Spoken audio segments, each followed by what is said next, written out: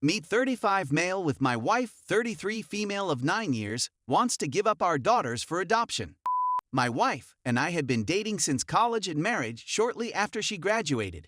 When we initially met, she informed me she didn't like kids, and although I was upset, I didn't give it much thought. In any case, I didn't have a strong opinion about it. We were madly in love, and everything seemed to be going swimmingly for a time.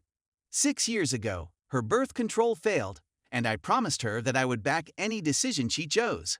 She had planned to get an abortion, but she changed her mind the day before, and we became loving and joyful parents. She later decided she wanted another child, and so we had our second daughter. They are 5 and 3 years old, respectively, and are perfectly lovely. They are both very well behaved and mature for their years. Another thing to say is that my wife is a stay-at-home mom. My work is quite demanding, and I'm out of town for week-long amounts of time. Once a month, with the rest of the month being 9-6. I've essentially had this routine since we got married.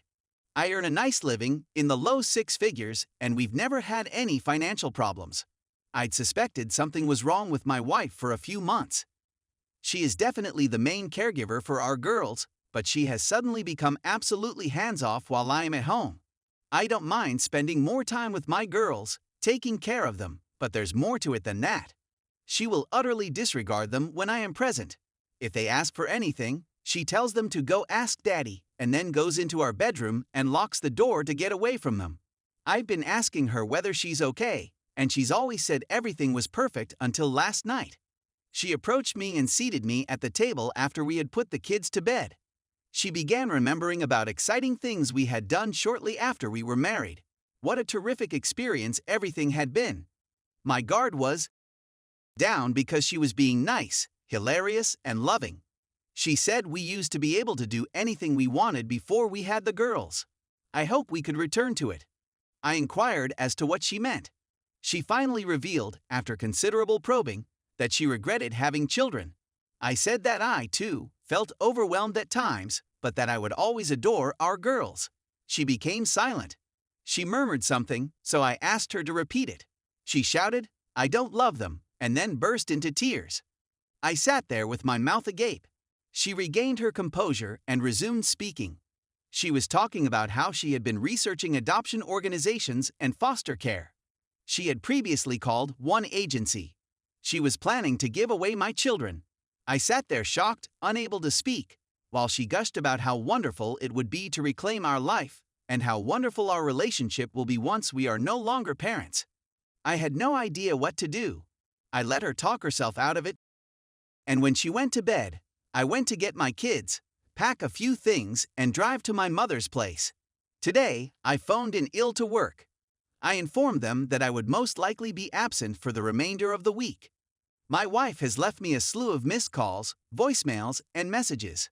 I haven't taken a look at any of them. I've spent the day chatting with my mom and keeping the girls entertained. My mother is also at a loss on what to do. I believe I have 2 choices. Start contacting attorneys or start calling mental health doctors. Perhaps both. I'm not sure whether she's suffering from a delusional hallucination or if she's simply that bad. I just don't want to return home to her right now. Ever. I'm thinking divorce is the best option, but I can't care for my children on my own. What should my next course of action be? Should I make an attempt to contact my wife? Additional information. She isn't always at home with them.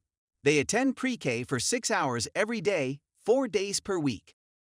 My mother takes them every other weekend. She has a lot of time to herself, even though it might be more, and on evenings when I'm home, she often goes out with her friends, and recently, when I'm home, she doesn't see the kids at all. It's likely she's overwhelmed, but she's not the lonely, barefoot, and pregnant lady tied to the stove you're seeing here. We've always had poor libido. I guess we have once a week and attempt to have a date night every other week, leaving the girls with my mother. We have a lot of love for one another. She earned a bachelor's degree in art. She was a teacher when we first married, teaching English and art at a local high school. She despised it and stopped when she was pregnant with our first child. She has a studio in our home, which is simply an additional bedroom with all of her art supplies that the kids aren't allowed to enter, and she paints while the kids are gone. She believes her degree is worthless, but she has said that she is not interested in returning to school. We used to pay for a weekly housekeeping service, but my wife decided she didn't want to cut corners. Right now, I'm simply searching for feedback. To be honest, I think her reaction to this issue was utterly out of line and virtually ridiculous, and I'm not sure I want to be in a relationship with someone who contemplates giving up her children before even asking for assistance. She has continuously denied that anything was wrong and seems to have put up a front to make me believe she was not in pain. Story 2. I cheated and I am trying so hard to rebuild. I cheated on my 2-year girlfriend and am at a loss on what to do. I'm upset with myself and at the fact that I can't do anything to solve this. In this case, everything was okay when I dated my 2-year girlfriend from university. I was a jerk in the start of our relationship because of the boundaries I set up and my lack of understanding of how to handle our relationship. We ultimately began dating after a time of chatting, even though it was a rocky start, but we eventually came to terms and enjoyed a well-balanced relationship. Except for one detail, her mother. Her mother is really domineering, to the point that I am 23, feel like I'm dating a high schooler since she can't do anything after 9 p.m. She F22 is unable to accompany me on a vacation, stay out, travel far, or do anything, and she lives apart from her mother. For 2 years, it was a problem that plagued me and rubbed me the wrong way. I was missing my college, nearly adult, love life, and it was driving me insane. Then I changed schools. I transferred to a new school, and to cut a long tale short, this new lady I met was awesome. We both skipped class one day and attempted to find out where we were supposed to go. We were in separate time zones, yet it simply happened. So we began a chat, which was okay at first, but then we went too close. We began to hang together more often and went out late at night to eat and speak about our lives. She had no idea I had a girlfriend, and that's where I went wrong. I screwed up even more by allowing someone to get so close to me. As we began to flirt more, I began to share places with her and began calling her baby. Never went beyond that, but it was still pushing my limits with my girlfriend. Fast forward to the conclusion of my girlfriend's birthday weekend. When I'm sleeping, my GF searches through my phone for texts between me and the new lady, and it wasn't pretty. Long discussion and ranting dumped me there. I shattered her heart. I betrayed her confidence. I shattered everything. All because I wanted to fill the vacuum left by my partner's lack of independence. I really want to blame her mother, but they are my axe. I created my bed, and now I must sleep in it. I adore my girlfriend. Yes, I do. I simply went the worst possible route to make up for what I was missing, and I want her back. I'm attempting everything.